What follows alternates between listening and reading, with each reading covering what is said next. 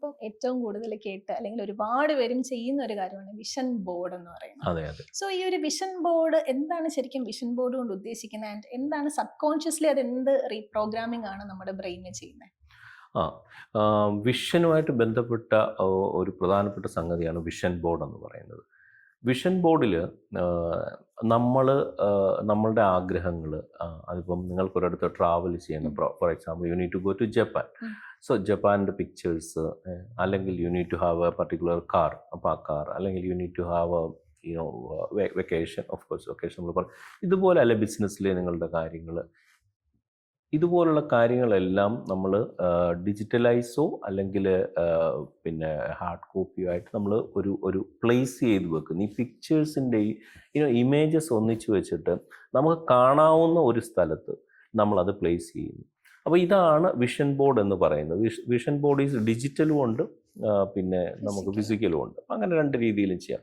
അപ്പോൾ ഈ വിഷൻ ബോർഡിൻ്റെ ഒരു സയൻസ് എന്ത് എന്ന് ചോദിച്ചതുപോലെ അതിൻ്റെ ഒരു പുറകിലുള്ള ശക്തി കാര്യം എന്ന് പറഞ്ഞാൽ this will remind U every time about what you need or what is your vision, അല്ലെങ്കിൽ വാട്ട് ഈസ് യുവർ ഒബ്ജക്റ്റീവ് എന്നുള്ളത് എപ്പോഴും അത് റിമൈൻഡ് ചെയ്തുകൊണ്ടിരിക്കും. അതാണ് വിഷൻ ബോർഡിൻ്റെ ഒരു ഒരു ഒരു ഒരു വിഷൻ, അല്ലെങ്കിൽ വിഷൻ ബോർഡ് നമ്മളെ ഹെൽപ്പ് ചെയ്ത് തരുന്നത്.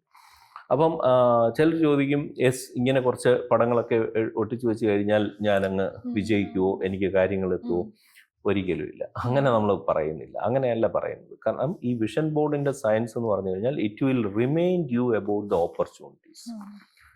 ഇപ്പം നമ്മൾ കഴിഞ്ഞ ആഴ്ച ഇതേ ദിവസം എന്ത് ഡ്രസ്സായിരുന്നു താങ്കൾ ധരിച്ചിരുന്നതെന്ന് ചോദിച്ചു കഴിഞ്ഞാൽ നമ്മൾ ഓർക്കണമെന്നില്ല, നമ്മൾ മറവിയാണ്. 2 ദിവസം മുമ്പ് പോലും എന്ത് ഇട്ടിരുന്നു എന്ന് ചോദിച്ചാൽ നമുക്ക് ഓർക്കത്തില്ല. അപ്പോൾ അങ്ങനെയുള്ള ഒരു സിറ്റുവേഷനിൽ നമ്മൾ കുറേ നാൾ മുമ്പ് ഇരുന്ന്, അല്ല ജനുവരി 1-ാം തീയതി ഞാൻ ആലോചിച്ച് വെച്ചിരുന്ന കാര്യങ്ങൾ എപ്പോഴും എങ്ങനെയാണ് ഓർക്കുന്നത്? അത് ഓർക്കാനുള്ള സാധ്യതകൾ വളരെ കുറവാണ്. സോ അതുകൊണ്ടാണ് വിഷ്വലൈസ് ചെയ്തുകൊണ്ടേയിരിക്കുക എന്ന് പറയുന്നത്. വിഷ്വലൈസ് ചെയ്തുകൊണ്ടേയിരിക്കുമ്പോൾ നമുക്ക് ആ കാര്യങ്ങളെ റിയലിസ്റ്റിക് ആയിട്ട് നമുക്ക് എത്തിക്കാനായിട്ട് സാധിക്കും. അല്ലെങ്കിൽ ഓപ്പർച്യൂണിറ്റീസിനെ കുറിച്ചുള്ള അവയർനെസ് അത് നമുക്ക് തരുക എന്നത്. അപ്പം ഒരാൾക്കിപ്പം സിവിൽ സർവീസ് പാസ്സാണ്, അപ്പോൾ അയാൾ സിവിൽ സർവീസിനെ കുറിച്ചുള്ള കുറേ പിക്ചേഴ്സും കാര്യങ്ങളും, അല്ലെങ്കിൽ സിവിൽ സർവീസ് നേടിയ കുറേ ഇൻസ്പയർഡ് ആയിട്ടുള്ള വ്യക്തികൾ, അപ്പോൾ അവരുടെയൊക്കെ പിക്ചേഴ്സൊക്കെ ഇയാൾ എപ്പോഴും ഇത് കണ്ടുകൊണ്ടിരിക്കുകയാണെങ്കിലും ഇയാളുടെ ഉള്ളിൽ ഇത് എപ്പോഴും ഈ ചിന്തയുണ്ട്. അപ്പോൾ ഇയാൾ പുറത്തേക്ക് പോയി ആരെങ്കിലുമൊക്കെ കാണുകയും സംസാരിക്കുകയൊക്കെ ചെയ്യുമ്പോൾ, ഒരു ഗ്രൂപ്പിലേക്ക് പോകുമ്പോഴും ഇതുമായിട്ട് ബന്ധപ്പെട്ട ആരെങ്കിലും ഉണ്ടെങ്കിൽ അദ്ദേഹം പെട്ടെന്ന് അവരുമായിട്ട് കണക്റ്റ് ആവുകയും അവരുമായിട്ട് സംസാരിക്കാനുമായിട്ട് നമ്മളെ കൊണ്ട് അത് ചെയ്യിപ്പിക്കും. That is what the power of vision board എന്ന്. വിഷൻ ബോർഡ് വളരെ പവർഫുള്ളാണ്. എല്ലാ ഓൺടർപ്രണേഴ്സും വിഷൻ ബോർഡ് യൂസ് ചെയ്യണമെന്ന് തന്നെയാണ്. ഓൺടർപ്രണേഴ്സ് മാത്രമല്ല, any one can use it as long as you have a clear vision, അല്ലെങ്കിൽ you have clear at least objectives, ലക്ഷ്യങ്ങളുണ്ടെങ്കിൽ ആ ലക്ഷ്യങ്ങളുടെ ഒരു ഇമേജ് വൽക്കരണമാണ് ഈ വിഷൻ ബോർഡ് എന്ന് പറയുന്നത്. അതായത് ബ്രെയിനിന് ഇപ്പോൾ ഒരു ഡെസ്റ്റിനേഷൻ കൊടുക്കുന്ന പോലെ ഇവിടെയാണ് എത്തേണ്ടത്. അതെ, നമ്മൾ അതിനെക്കുറിച്ച് റിമൈൻഡ് ചെയ്യിപ്പിക്കുന്നു. Because opportunities are everywhere, every time. It is only thing is we are not aware of the opportunities. Second thing is aware ആണെങ്കിലും we are not capturing that opportunity. ഈ രണ്ട് കാര്യങ്ങളോടാണ് സംഗതി നടക്കാത്തത്. അപ്പം ഇത് അവെയർനെസ് കൊണ്ടുവരികയാണെന്നുള്ളത്. ഓപ്പർച്യൂണിറ്റീസിനെ കുറിച്ച് അവെയർനെസ് നമുക്ക് ഇടയ്ക്കിടയ്ക്ക് നമ്മളെ ഓർമ്മപ്പെടുത്തുന്നതിന് ഹെൽപ്പ് ചെയ്യുന്നതാണ് വിഷൻ ബോർഡ്. അത് നമ്മളുടെ മൊബൈലിൽ ആക്കാം, നമ്മുടെ ലാപ്ടോപ്പിലാകാം, നമ്മളുടെ വീടിൻ്റെ നിങ്ങളെപ്പോഴും കാണുന്ന ഒരു പ്ലേസിൽ സ്പേസ് ചെയ്ത് വെക്കാനാകാം, അങ്ങനെ എപ്പോഴും കാണുന്ന ഒരു സ്ഥലത്ത് നമുക്ക് അത് പ്ലേസ് ചെയ്ത് വെക്കാനാകാം, അങ്ങനെ ഒക്കെ ചെയ്യാനായിട്ട് സാധിക്കും. അതാണ് വിഷൻ ബോർഡ്. ശരിക്കും ഒരു വിഷൻ ബോർഡ് എങ്ങനെ പ്രിപ്പയർ ചെയ്യുക? അതെ, അത് ഞാൻ പറഞ്ഞ പോലെ വിഷൻ ബോർഡ് ഈസ് ഓൾവേസ് നമ്മളുടെ ലക്ഷ്യങ്ങൾ, നമ്മളുടെ ആഗ്രഹങ്ങൾ, ഇതിൻ്റെ എല്ലാം ഇമേജസ് കട്ട് ചെയ്തെടുക്കാം. യു കെൻ നൗ ഗൂഗിളിൽ ChatGPT ഇട്ട് കഴിഞ്ഞാൽ നമ്മൾ പറയുന്ന സാധനം തന്നെ തരും. അതല്ലെങ്കിൽ നമ്മൾ ഇമേജസ് കട്ട് ചെയ്ത് പേസ്റ്റ് ചെയ്ത് ഫിസിക്കലായിട്ടുള്ളത് അതിന് ചെറിയ രീതിയിലെങ്കിലും ഒരു പേപ്പറിൽ തന്നെ ഒരു 5-8-10 പിക്ചേഴ്സുകൾ ഒട്ടിച്ച് കഴിഞ്ഞാൽ ഒക്കെ വളരെ ക്ലിയർ ആയിട്ട് മനോഹരമായ ഒരു പിക്ചർ, നമുക്ക് ഇഷ്ടമുള്ള കളർ ഏതാണ് അത് വെച്ച് ചെയ്യാം. ഇതൊക്കെ ആണ് നമ്മൾ ബ്രെയിനിന് കൂടുതൽ. ഇപ്പം ചില colour if you don't like, you may not like a particular colour, അപ്പോൾ അതിലാകാതിരിക്കുക. മനസ്സിലായല്ലോ? വിച്ച് കളർ യു ലൈക്ക്, ആ കളറിൽ തന്നെ പിക്ചറും ബാക്ക്ഗ്രൗണ്ടും കാര്യങ്ങളും കൊണ്ടുവരാനും, because it should be attracted to you. അങ്ങനെ. അപ്പോൾ അതുകൊണ്ട് പിന്നെ ഡിജിറ്റൽ ആണെങ്കിൽ നമ്മൾ ഡിജിറ്റലിൻ്റെ ഒരെണ്ണം എടുത്തിട്ട് നമ്മളുടെ മൊബൈലിലോ കാര്യങ്ങളിലോ ഒക്കെ ഡിജിറ്റലായിട്ട് പ്ലേസ് ചെയ്യാനായിട്ട് സാധിക്കും. വാൾപേപ്പറായിട്ട് ചെയ്യാം. അപ്പോൾ നമ്മൾ ഇതെപ്പോഴും എവിടെ ചെയ്താലും, ഡിജിറ്റൽ ചെയ്താലും ഫിസിക്കൽ ചെയ്താലും, you should see it every time. അപ്പോൾ അതാണ് ദാറ്റ് വിൽ റിമൈൻഡ് യു, അതാണ് റിമൈൻഡ് യു അബൌട്ട് ഓപ്പർച്യൂണിറ്റീസ്. അതാണ് വിഷൻ ബോർഡിന്റെ ശാസ്ത്രം. അപ്പൊ ഇതില് നമുക്ക് ഫിസിക്കൽ ആണോ ഡിജിറ്റൽ ആണോ ചോദിച്ചു കഴിഞ്ഞാൽ അതിൽ അത് പ്രത്യേകിച്ച് നത്തിങ്. ഇപ്പൊ പണ്ടൊക്കെ ഫിസിക്കൽ മാത്രമേ ഉള്ളായിരുന്നല്ലോ. ഇപ്പോഴാണല്ലോ 10-20 വർഷത്തിനകത്താണല്ലോ നമ്മൾ ഈ മൊബൈലും കാര്യങ്ങളും ഒക്കെ ഇങ്ങോട്ട് വന്നിരിക്കുന്നത്, 2000-ന് ശേഷം. അപ്പൊ അതിനു മുമ്പ് ഇത് ചെയ്തുകൊണ്ടിരുന്നവർ ഡെഫിനറ്റ്ലി അവർ ഫിസിക്കലായിട്ട് ഒട്ടിച്ചു വെക്കുക തന്നെയായിരുന്നു ചെയ്തുകൊണ്ടിരുന്നത്. അപ്പൊ നമ്മളൊരു ഇതേപോലെ ഒരു ഗോളൊക്കെ ഫിക്സ് ചെയ്തു, നമ്മൾ അതിന് ടുവേർഡ്സ് ദാറ്റ് ഗോൾ നമ്മളിങ്ങനെ പോയിക്കൊണ്ടിരിക്കുക, അതിനനുസരിച്ച് ആക്ഷൻ എടുത്തുകൊണ്ടിരിക്കുക. അതെ. അപ്പൊ ഡെഫിനറ്റ്ലി അവിടെ കുറച്ച് തടസ്സങ്ങൾ പോലും ഉണ്ടാകാനുള്ള ചാൻസസ് ഉണ്ടല്ലോ. അതെ. സോ ആ ഒരു തടസ്സങ്ങളെ എങ്ങനെ മറികടക്കണം?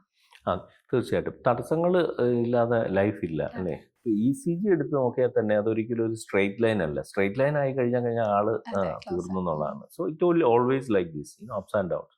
സോ അതുകൊണ്ട് തന്നെ ഈ തടസ്സങ്ങളെ ഫേസ് ചെയ്യാനും, അല്ലെങ്കിൽ തടസ്സങ്ങൾ ഉണ്ടാകും എന്നുള്ള ഒരു കൺസെപ്റ്റിൽ തന്നെ ആയിരിക്കണം ഏത് ഗോളും നമ്മൾ ഫിക്സ് ചെയ്യേണ്ടത്. ഫോർ എക്സാമ്പിൾ, നമ്മളുടെ ഇന്ന് രാവിലെ ഇവിടേക്ക് നമ്മൾ എത്തുന്നു.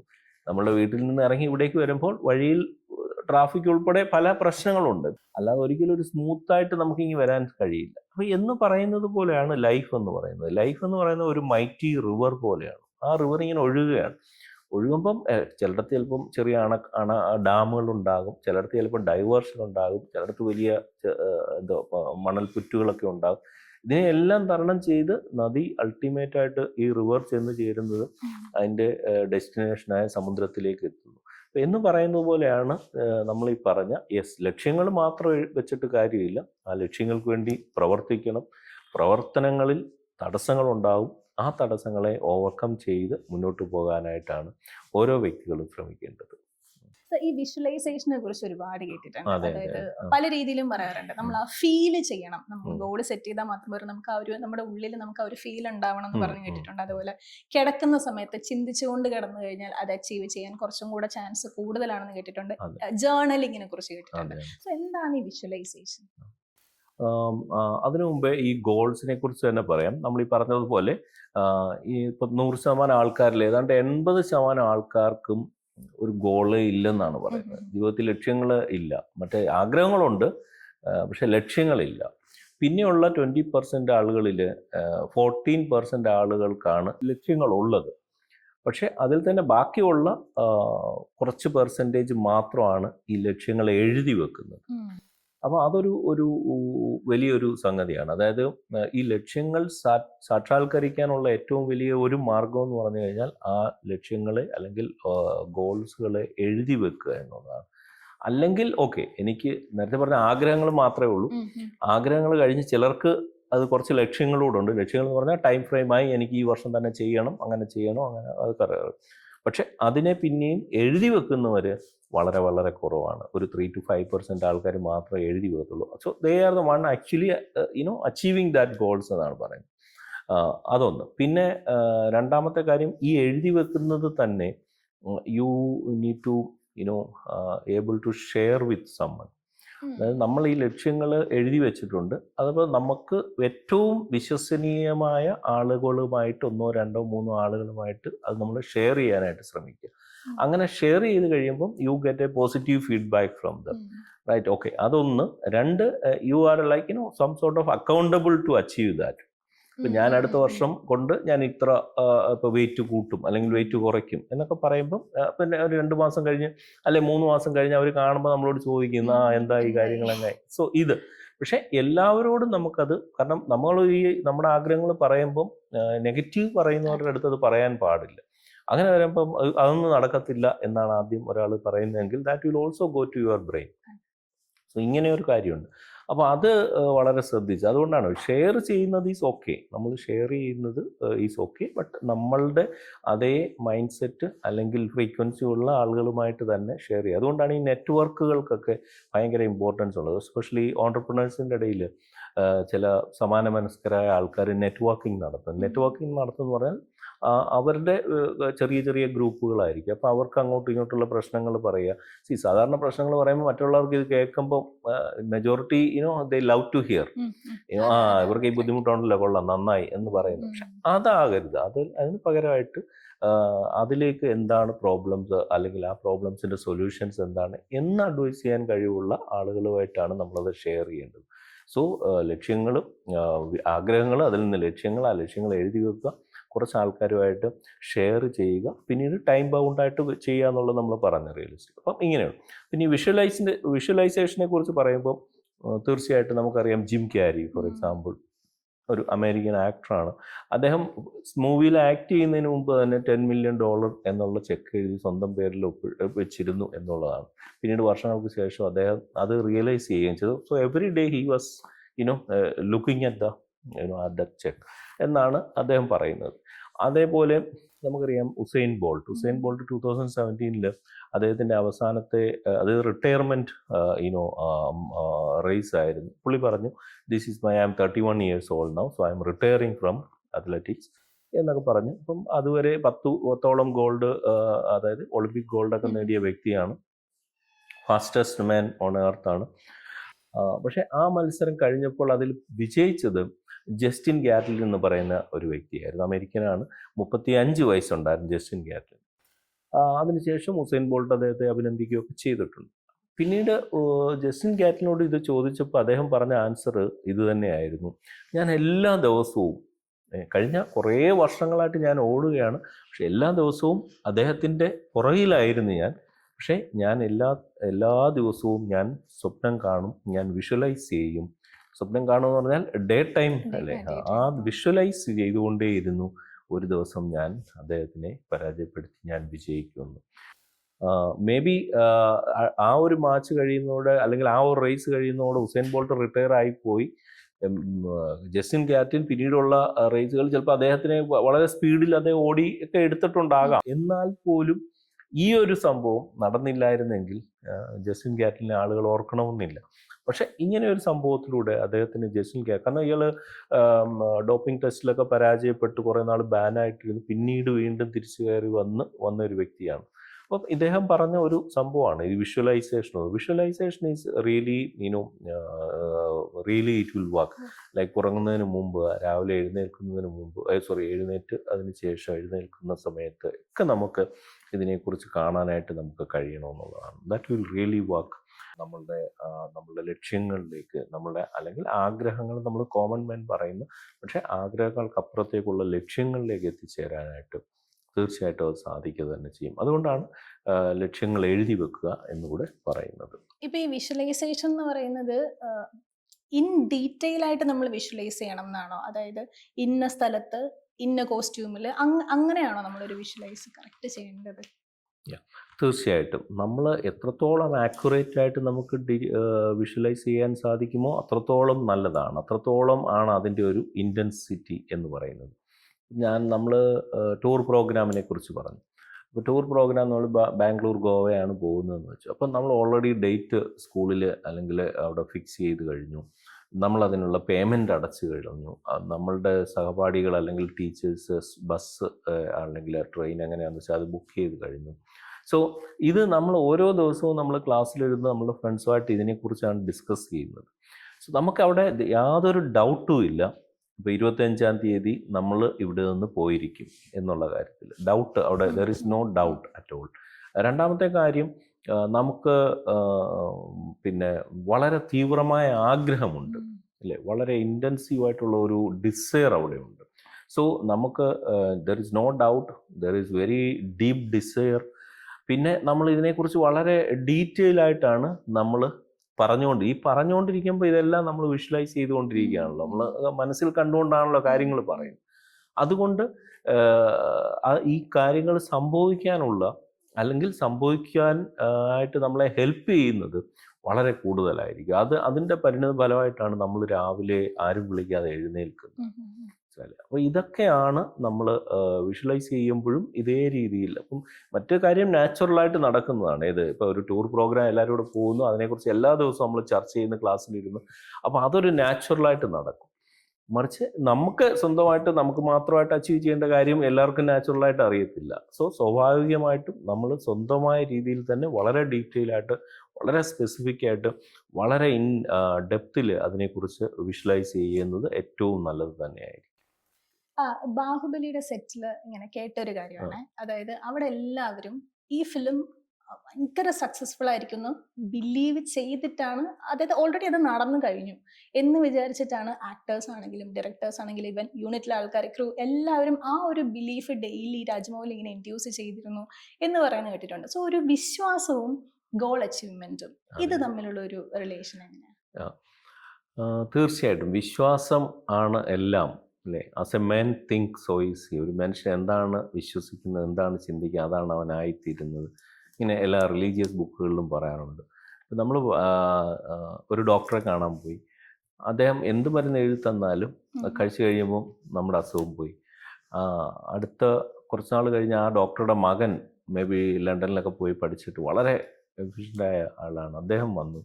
അപ്പോൾ ഡോക്ടറെ കാണുന്നതിന് പകരം മകനെയാണ് അന്ന് ഞാൻ കണ്ടത്. മകൻ എഴുതി തന്ന മരുന്ന് ചിലപ്പോൾ സെയിം മരുന്നാണെങ്കിൽ പോലും എനിക്ക് അസുഖം മാറണമെന്നില്ല.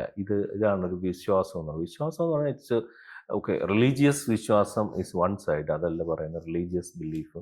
അതിനേക്കാളുള്ള സെൽഫ് ബിലീഫ്, മനസ്സിലായില്ലേ? ലോകം മുഴുവൻ നിങ്ങളോട് പറഞ്ഞു നിങ്ങൾക്ക് ചെയ്യാൻ സാധിക്കും എന്ന് പറഞ്ഞാലും if you think or if you believe you cannot, then of course you cannot. അതേപോലെ തിരിച്ചും ലോകം മുഴുവൻ പറയുന്നു നിങ്ങൾക്ക് ഇത് സാധിക്കത്തില്ല, പക്ഷേ you are saying yourself no I can do it എന്ന് പറയുമ്പോൾ you will be able to do it. മനസ്സിലായില്ലേ? അപ്പം ഇതാണ് അതിൻ്റെ അകത്ത്. അപ്പം belief is very much yes. അതാണ് ഞാൻ നേരത്തെ പറഞ്ഞത്. നമ്മൾ കൂട്ടുകാരോടൊത്ത് സംസാരിച്ചുകൊണ്ടിരുന്നപ്പം അതിനകത്ത് ഒരു ഡൗട്ടും ഇല്ല. There is no self doubt at all. എടാ നമ്മൾ പോയിരിക്കും, വണ്ടി ബുക്ക് ചെയ്തു, എല്ലാം സെറ്റാക്കി, പേയ്മെൻ്റ് എല്ലാം കൊടുത്തു, പോക്കറ്റ് മണിക്ക് വേറെ പൈസ, പിന്നെന്ത് നമ്മളിനി പോവുക എന്നുള്ളതാണ് ആഗ്രഹിച്ചുകൊണ്ടിരിക്കുന്നത്. സോ അതേ രീതിയിൽ ഏത് ഒബ്ജക്റ്റീവ്സ് നമ്മൾ സെറ്റ് ചെയ്താലും, പക്ഷേ റിയലിസ്റ്റിക് ഒക്കെ ആയിരിക്കണം. അതുണ്ട്. അത് വലിയൊരു സാധനം എനിക്ക് നാളെ ചൊവ്വയ്ക്ക് പോകണം അല്ലെങ്കിൽ എന്ന് പറഞ്ഞു കഴിഞ്ഞാൽ അത് ചിലപ്പോൾ അത്ര പെട്ടെന്ന്. അപ്പം അത് നമ്മൾ കെയർഫുൾ ആയിരിക്കണം. എന്നിട്ട് അതിലുള്ള ഒരു വളരെ ഡീപ്പായിട്ടുള്ള ബിലീഫ്, അത് നമ്മളെ ഒത്തിരി help. Self belief is very very very important. അതില്ലെങ്കിൽ ഇപ്പോൾ ഇവിടെ വന്നിരുന്ന് ഇത് പറയുന്നതിന് എന്നിൽ ഒരു ബിലീഫുണ്ട്, അതുപോലെ ക്വസ്റ്റ്യൻ ചോദിക്കുന്നതിന് താങ്കളുടെ ഒരു ബിലീഫുണ്ട്. മനസ്സിലായി? ആ ഒരു കൺസെപ്റ്റ് വളരെ വളരെ ഇമ്പോർട്ടൻ്റ് ആണ്. ഇതുമായിട്ട് റിലേറ്റ് ചെയ്യാൻ പറ്റും എന്ന് തോന്നുന്നു. അതായത് ഇപ്പോൾ നമ്മൾ ബിസിനസ്സിലാണെങ്കിൽ ചില ആൾക്കാർ ഭയങ്കര ഒരു പെസിമിസ്റ്റിക് ആയിരിക്കും. അതായത് ഇല്ല, എനിക്ക് ഇത് മിക്കവാറും ലോസ് ആയിരിക്കും, ഈ പ്രാവശ്യം മിക്കവാറും ലോസ് ആയിരിക്കും എന്നുള്ള രീതിയിൽ ബിസിനസ് ചെയ്യുന്ന ആൾക്കാരെ കണ്ടിട്ടുണ്ട്. ചില ആൾക്കാർ ഭയങ്കര ഒപ്റ്റിമിസ്റ്റിക് ആയിരിക്കും. ലോസ് ആവാൻ ഇത്ര ചാൻസ് ഉണ്ടെങ്കിൽ പോലും അവരുടെ മൈൻഡിൽ ഇല്ല, സംഭവിക്കില്ല എന്നൊരു ട്രസ്റ്റ് ഉണ്ടാവും. സോ ഈ ഒരു ട്രസ്റ്റ് എത്രത്തോളം ഹെൽപ്പ് ചെയ്യും? അതെ. ഈ ഒപ്റ്റിമിസം അല്ലെങ്കിൽ സെൽഫ് ബിലീഫും ഇതെല്ലാം റിലേറ്റഡ് തന്നെയാണ്. അപ്പം ഇതെല്ലാം റിലേറ്റഡ് ആണ്. പക്ഷേ അതിനോടൊപ്പം നമ്മൾ ഈ സ്മാർട്ട് ഗോൾ എന്നാണ് പറയുന്നത്. അത് സ്പെസിഫിക് ആയിരിക്കണം. So that is okay, I want to make lot of money എന്ന് പറയുന്നതല്ല, അല്ലെങ്കിൽ I want to lose weight എന്ന് പറയുന്നതല്ല. അത് I want to lose 5 kg in next 6 months. അതെ, സ്പെസിഫിക് ആയിരിക്കണം. പിന്നെ മെഷറബിൾ ആയിരിക്കണം. അതാണ് സ്പെസിഫിക് ആയി കഴിഞ്ഞ് കഴിഞ്ഞാൽ മെഷറബിൾ ആണ്. അടുത്ത 6 മാസത്തിൽ എനിക്ക് 5 കിലോ കുറയ്ക്കണം. Okay, then it is good. അവർക്ക് മെഷർ ചെയ്യാമല്ലോ അടുത്ത 3 മാസത്തിൽ എത്ര കുറഞ്ഞു.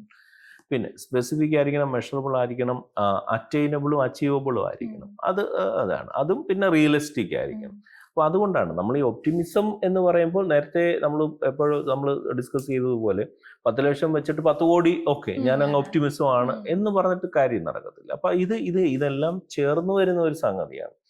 പക്ഷേ yes, you need to think big. അല്ല, ഒരു കുട്ടിക്ക് 50% മാർക്ക് കിട്ടുന്ന ഒരാൾ 60% കിട്ടണം എന്ന് വിചാരിച്ചു വേണ്ടി പഠിക്കുമ്പോൾ അയാൾക്ക് he may or may not get 60, somewhere near around 60, but he will never get 90. മനസ്സിലായില്ല? അത് വേറൊരു സൈഡാണ്. മനസ്സിലായില്ലേ? അതെ, ഫെയിൽ ആകുമെന്ന് വിചാരിക്കും. ഇപ്പം നമ്മളൊരു 4 പേര് ഓടാനുമായിട്ട് നിൽക്കുന്നു. എൻ്റെ സൈഡിൽ ഡിസ്ട്രിക്ട് ചാമ്പ്യൻ, മറ്റേ സൈഡിൽ സ്റ്റേറ്റ് ചാമ്പ്യൻ നിൽക്കുന്നു. ഇവരുടെ കൂടെ ഓടിയിട്ട് ഞാൻ തോക്കും എന്ന് പറയുന്നത് ദാറ്റ് വിൽ ഗ്യാരണ്ടി ഫെയിലിയർ. മനസ്സിലായില്ലേ? പക്ഷേ ഇവിടെ കൂടെ ഓടി നോക്കാം, ചിലപ്പോൾ ജയിച്ചേക്കും. But that may or may not. It will not guarantee success. അതെ. പക്ഷെ മറ്റേ കാര്യത്തിൽ നേരെ തിരിച്ചാണ്. ഫെയിലിയർ എന്ന് വിചാരിച്ച് നമ്മൾ ഒരു കാര്യത്തിന് പോയി കഴിഞ്ഞാൽ അത് നമ്മൾ എപ്പോഴും കണ്ടിട്ടുണ്ട്. ഒരാൾ ആ. നെഗറ്റീവ് മൈൻഡ് സെറ്റ് ആണെങ്കിൽ, ഇപ്പൊ അതെ, ഞാൻ അതെ. നേരത്തെ പറഞ്ഞ 2 ആ, എക്സാമ്പിൾസ് ആ. ആണെങ്കിലും ലൂസ് ആവും എന്ന് വിചാരിക്കുന്ന ഒരു ബിസിനസ്മാൻ എന്തായാലും ലൂസ് ആവും അതെ, ചെയ്യും. ആ ഒരു അതെ. ബ്രിമ്മിൽ എത്തി നിൽക്കുന്ന ആൾ പെട്ടെന്ന് സക്സസ് ആയി ചിലപ്പോൾ അതെ കയറുന്നതായിട്ട് അതെ അതെ അതെ അതെ കാണാൻ മൈൻഡ് പറ്റാറ്. Set is very very important for any business success. അപ്പോൾ അതാണ്. അപ്പോൾ അതുകൊണ്ട് ഒരു ബിസിനസ്സിൽ നമുക്ക് I think we can conclude like this. ഒരു ബിസിനസ്സിൽ നമുക്ക് തീർച്ചയായിട്ടും ആഗ്രഹങ്ങൾ മാത്രം പോരാ, ലക്ഷ്യങ്ങളുണ്ടായിരിക്കണം. ആ ലക്ഷ്യങ്ങൾ കൃത്യമായി ഡോക്യുമെൻ്റ് ചെയ്യണം. ഡോക്യുമെൻ്റ് ചെയ്യുക എന്ന് മലയാളത്തിൽ നമ്മൾ പറഞ്ഞാൽ എഴുതി വെക്കുക. ഉം. എഴുതി വെക്കണം. അത് ട്രസ്റ്റ് വർത്തി ആയിട്ടുള്ള ആൾക്കാരുമായിട്ട് നമുക്കത് ഷെയർ ചെയ്യാനായിട്ട് നമ്മൾ ശ്രമിക്കണം. കാരണം you will get a positive feedback, അല്ലെങ്കിൽ എൻകറേജ്മെൻറ്റ്. അതും അല്ലെങ്കിൽ നമ്മൾക്ക് ഒരു ഇൻ ബിറ്റ്വീൻ ഒരു ഒരു ഒരു ഒരു അനാലിസിസ് പോലും ചെയ്യാനായിട്ട് സാധിക്കും അവരുമായിട്ട് ചേർന്ന്. അപ്പം ഇങ്ങനെയൊക്കെ ചെയ്ത് കഴിഞ്ഞാൽ ആ ലക്ഷ്യങ്ങളിലേക്ക്, പിന്നെ ഇടയ്ക്ക് നമ്മൾ സൂചിപ്പിച്ചോളൂ, മെഷറബിൾ ആയിരിക്കണം, അച്ചീവബിൾ ആയിരിക്കണം, റിയലിസ്റ്റിക് ആയിരിക്കണം. അങ്ങനെയൊക്കെ ചെയ്ത് കഴിഞ്ഞാൽ പിന്നെ ടൈം ബൗണ്ട് ആയിരിക്കണം. അതിപ്പം നമ്മൾ ഒരു വർഷത്തേക്ക്, അടുത്ത വർഷം ഇത്ര എന്നുള്ള ബഡ്ജറ്റ് ടാർഗറ്റ് എന്നൊക്കെ പറഞ്ഞ് നമ്മൾ ചെയ്യുന്നത്. അപ്പോൾ ഇങ്ങനെയൊക്കെ ചെയ്ത് കഴിഞ്ഞാൽ തീർച്ചയായിട്ടും നമുക്ക് റിയലിസ്റ്റിക് ആയിട്ട് ചിന്തിച്ച് അതിലേക്ക് മുന്നോട്ട് പോകാനും, അൾട്ടിമേറ്റായിട്ട് we need to take action. Action എടുക്കാതെ ഒരു കാര്യവും നടക്കത്തില്ല. നടക്കില്ല. എത്ര വലിയ ഗോൾ സെറ്റ് ചെയ്ത് എന്തൊക്കെ പേപ്പർ വർക്ക് ചെയ്താലും ആക്ഷൻ എടുക്കുക തന്നെ ചെയ്യുന്നു. അപ്പോൾ അതാണ് അതുമായിട്ട് പറയാനുള്ളത്. Thank you sir, thank you so much. Welcome. ശരിക്കും നമ്മളിവിടെ മാനിഫെസ്റ്റേഷനെ കുറിച്ചും വിഷ്വലൈസേഷനെ കുറിച്ചും ഒക്കെ പറഞ്ഞു. ആക്ച്വലി സത്യം പറഞ്ഞാൽ ഞാനും ഈ ഒരു മൊമെന്റ് ഞാൻ മാനിഫെസ്റ്റ് ചെയ്തൊരു മൊമെന്റ് ആയിട്ടാണ് കൺസിഡർ ചെയ്യുന്നത്. ഞാനൊരു മാനിഫെസ്റ്റേഷൻ ചെയ്യുന്ന, അല്ലെങ്കിൽ ഇതിനെക്കുറിച്ച് അറിവുള്ള ഒരാളുമായിട്ട് ഒരു ഇന്റർവ്യൂ ചെയ്യണം എന്നുള്ളത് എൻ്റെ ഒരു ഭയങ്കര ആഗ്രഹമായിരുന്നു. സോ ഈ ഒരു ശരി. മൊമെന്റ് ഞാൻ മാനിഫെസ്റ്റ് ചെയ്തെടുത്തൊരു മൊമെന്റ് ആണ്. Okay, thank you sir, thank you so much. ഒരുപാട് കാര്യങ്ങൾ എനിക്കാണെങ്കിലും അവർക്കാണെങ്കിലും ഇതിൽ നിന്ന് മനസ്സിലായിട്ടുണ്ട്. So thank you sir. Thank you very much. Okay.